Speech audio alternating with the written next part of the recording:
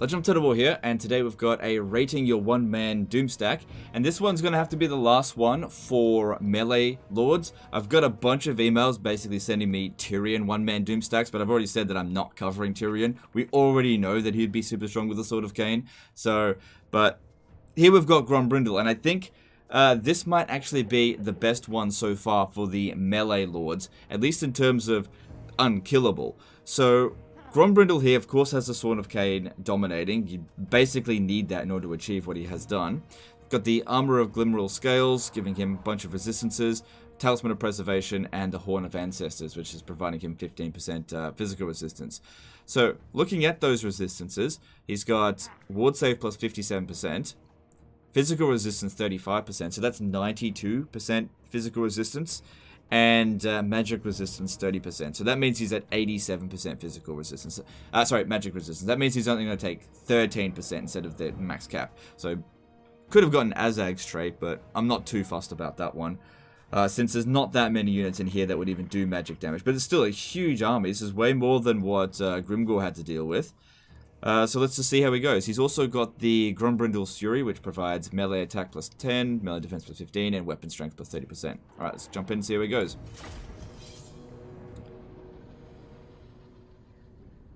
Because, yeah, I think the biggest problem that we're facing with these melee lords one-man doom stacks is just how long it takes to actually beat a battle like this. Now, under normal circumstances, you bring a regular army without a one-man doom stack, this would actually be very difficult to defeat. So a one-man doom stack is definitely a solution, especially because we were just able to auto-resolve it. But doesn't change the fact that you basically just sit there for a lot of it, not really doing anything. Whereas at least when we were using Morathi, there was actually some strategy to it, where I was flying around, sniping particular units, using spells, that kind of stuff, not just relying on the Sword of Cain. But with Grombrindal, because he's fairly slow, we're not really going to be given the choice to attack certain units. Like if I go straight for that Ancient Stegodon, they might not. They're just going to run away. We're going to have to fight this entire battle on fast forward if we want to actually get through it. But once the video hits to like 30 minutes, that's the limit. I'm not going to go on any further than that. So what I want him to do is focus on their beasts if possible. He's not taking any damage from those missiles. He took completely 0 damage. That's interesting. Alright, well, we're going to pop this down. Wait until they blow up a little bit. Alright, speed it up. You got 30 minutes, Grombrindal. 30 minutes to win, or else you lose. That's the deal.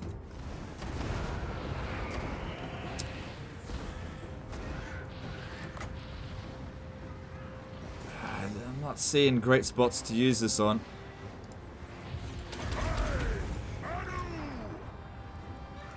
Just give him a bit of time. Oh, hang on. That's about as good as we can get. It's just important that we keep casting it so that we can get the cooldown going. Because we could use it unlimited number of times. So he's really resilient, but just not the best at dishing out damage. I feel like Grimgor could have killed them by now.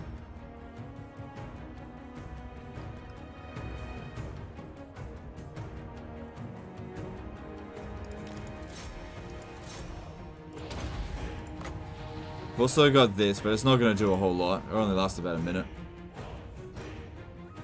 Maybe once we get rid of all their fast units, we'll be able to maneuver around and try to get those monsters. The thing is, they can outrun us. They can just stay away from us throughout the course of the battle.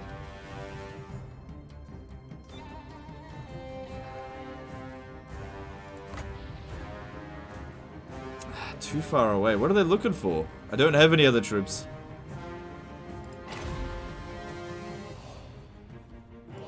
Another problem with this is that Lizardmen infantry are in fairly loose formation, so they tend not to take that much damage from the Sword of Cain spell. Like, you really need them to actually, like, blob up around you and go into melee in order for that to work. I really doubt that that is doing any damage to us. It's doing probably more damage to their own troops. And yeah, it's just really funny seeing that these guys here could do 0 damage in missile. Like, I was under the impression that no attack, if landed, could do 0 damage, but apparently it can. Maybe it's due to the armor stacking with the physical resistance, but I'm not entirely sure.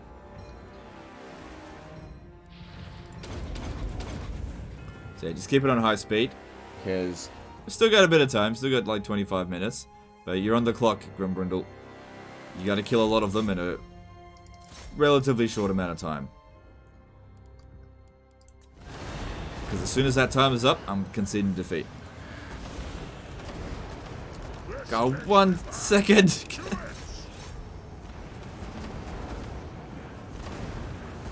Look at that! I think it must be the flame shots are actually doing some damage. Missing this opportunity here. Save this for later. Oh, I gotta keep it on this. He's too slow when poisoned. I can't. Come on, I want to sort of cane you.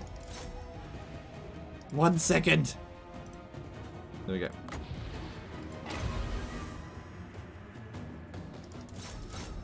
Cool, that did alright. Did alright. Missed a good opportunity. So, oh well. And good, they're probably going to do a lot of damage to their own troops there. Yeah, he's very easily disrupted. So at the moment, they've done about 1,500 damage to us, which that really isn't very much at all. Considering our total health pool is 14,000. A little bit more than that, actually. 14,400.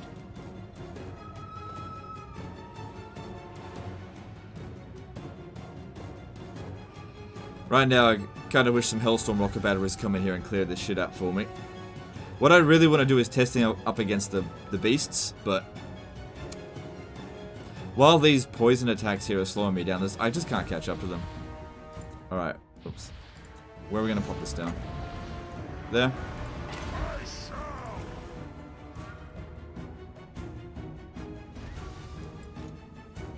So far, we have managed to kill about 400 of them. Which isn't very many. I don't even know if we need to bother with these abilities. They can barely hit him.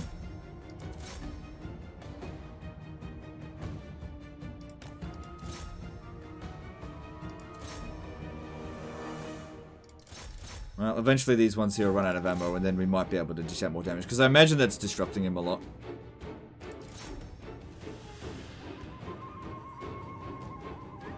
And yeah, these monsters are not interested in coming at us. Good, if they can pull up more guys around here, we could sort of cane this whole area. Because the sort of caning here would do a lot of damage, but they just don't put enough troops in here for us to really inflict it.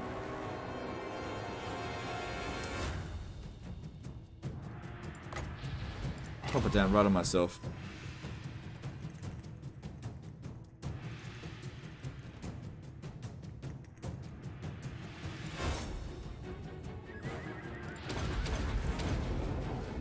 So I got one use of that, but I'll save that for when we're fighting the Dreadsaurian. Still got time. He's still got time. As long as we keep it on 4 times speed, there's a possibility we might be... Okay, good, good. Here we go. Here we go. That now. That's what we wanted. Yeah, he chunks down the Stegodon pretty quickly.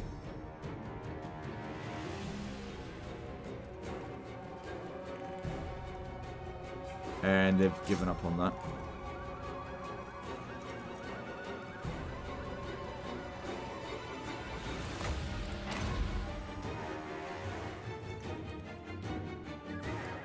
So Grombrindal himself's only got 400 kills. So relative to someone like Marathi, who would already have inflicted like 1,500 kills. Well, then again, I was going up against Bretonnia with Marathi, and they have denser formations, lower quality units, and higher numbers, so it's a lot easier to get those kills. Lizardmen are a tougher opponent. He's got perfect vigor in there. It's good.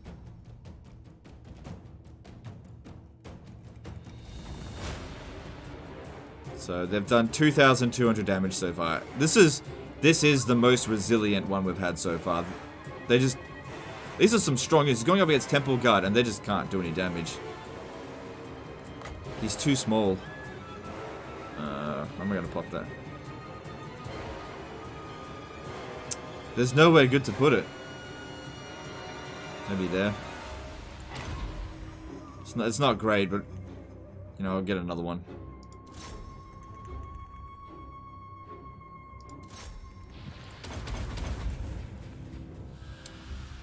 Whoa, look at him chunk down that hero. Also, wasn't the Grimgor one on large unit scale? This one's on ultra. Which, it makes him better in ultra, but it also takes longer. So it's just a matter of your patience. If you're really, really impatient, doing this on small unit scale might be best for you, because the battle will get done in like 1/3 of the amount of time. Yeah, that's a good one. Yeah, that did a lot of kills. Yeah, don't worry about chasing after them. Just kill whatever you can, because once they decide that they don't want to fight anymore, there's no way we can catch up to them. Eventually the Dread Saurian will come in.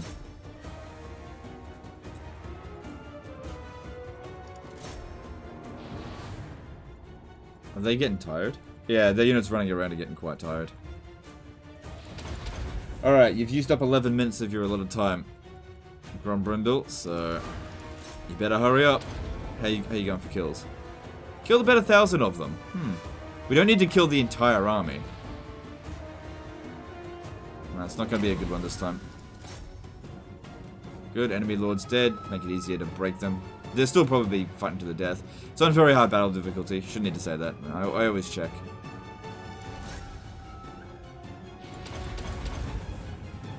So far, they've dished out 3,000 damage to him. Just under, actually.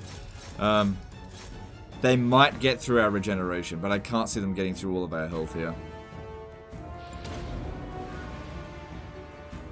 Then again, I think a lot of the damage was being done by the Salamander hunting packs, but I'm not sure. Because you can't just look at their damage and be like, oh wow, they did 5,000 damage to us. No, they did 5,000 damage to their own troops. That's a decent one. That's what we want to get. Nice dense formations with it. Just get those kills up.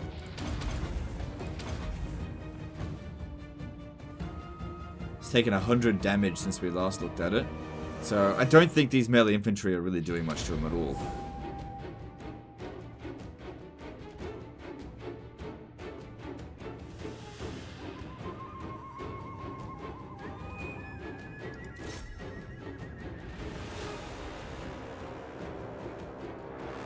Yep. It's boring sitting there watching him chunk down infantry. I really want to go after the monsters, but I'm not in control of that.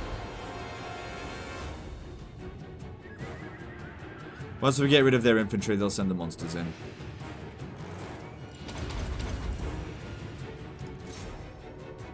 Balance of power's slowly been creeping up, getting a little bit better. Looks like all their missile units have run out of ammo now as well. Alright, they're almost down to half numbers, and we still have half our time remaining, so I think there's a good chance that Grombrindal will actually manage to win this within the allotted time. It's crucial that we kept it on this speed, else it just takes too long. It's not like this is micro-intensive. I liked that one, that was a good one. That might have been the best one so far from the Sword of Cain.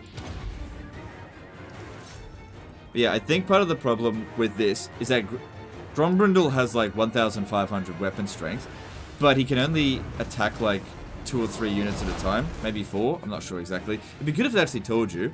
Oh god, that Dread Saurian went down really fast. And so a lot of the weapon strength goes to waste when infantry units have about 100 health. It means you're only doing like 400 damage to any given infantry unit. And there's always a chance that they'll block it. Whereas on a single entity here, they have to take the full brunt of his attack.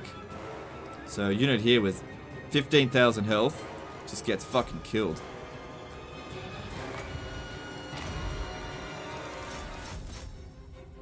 It's looking good for them.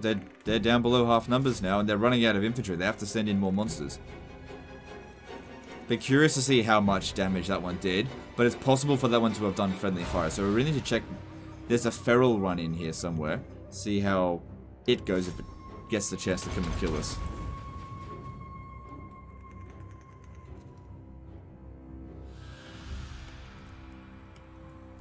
Reckon those kills up.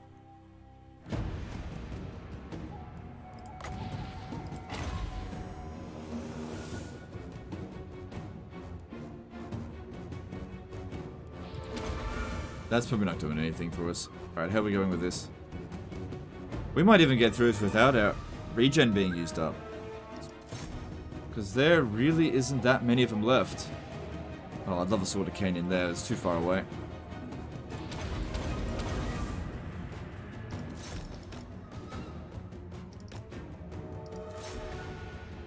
Come on, it's the monsters that I want. Give me the monsters. Yeah, there's the Feral Dreadsaurian. So that one can't do any friendly fire damage because it doesn't have any missile attacks. And it is just going down hard. Big time. Look at that go down. 1,000 damage per hit. So how much damage did it do in total? 64! Jesus Christ. That's pretty fucking nuts. So by looking at the Feral Dreadsaurian, you can expect that the regular Dreadsaurian that we killed here did about a similar amount of damage because their combat stats are pretty similar. It's just that this one's got a missile attack to it. Maybe it did 100 damage.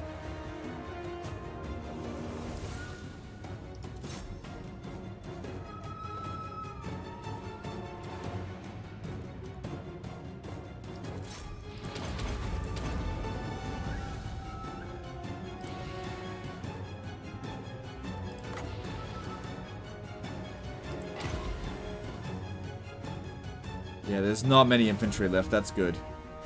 That's good. I reckon the army losses will kick in pretty soon. And we're only 16 minutes into it, so... yeah. I mean, it took Grimgor a long time to defeat his army. Although I'm not sure if I had it on this speed the entire time, because I was unsure about how he'd do. But then again, I actually needed to micro that one a little bit, because it got a bit dicey there at the end. This isn't even close to getting dicey. Grombrindal's yet to break a sweat.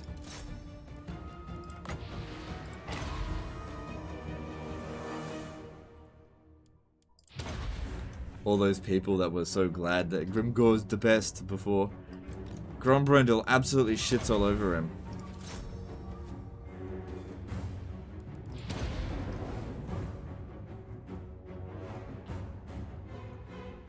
You just can't hurt him.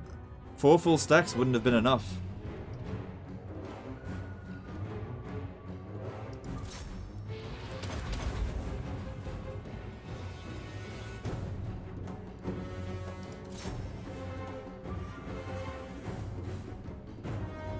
Yep, so how much damage did that do? That probably a lot of that was friendly fire as well. He's got a missile attack. No, that wasn't the best. Still got this. Don't think we need it though. Might just help do a little bit more damage. If it gets a chance to fight. Whoops. Oh well. See if it even gets a kill. That doesn't matter. There's the army losses. Well, I wasn't sure if I was going to be able to do that within the 30 minutes, but he did. Oh, look at that. Got 2 kills. How about that? And how much health did we have left over for regen? 1,590. How about that? See, one of the things that made Grombrindal better than Grimgor is the fact that Grimgor is like twice his size. Even though he's considered a small unit, Grombrindal is way smaller than Grimgor. So there would have been twice as many entities able to attack Grimgor at any given time. And also, I don't think Grimgor's got as high melee defense.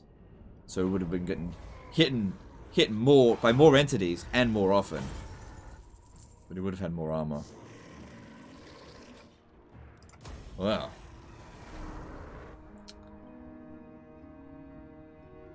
All here are honored dwarfkin.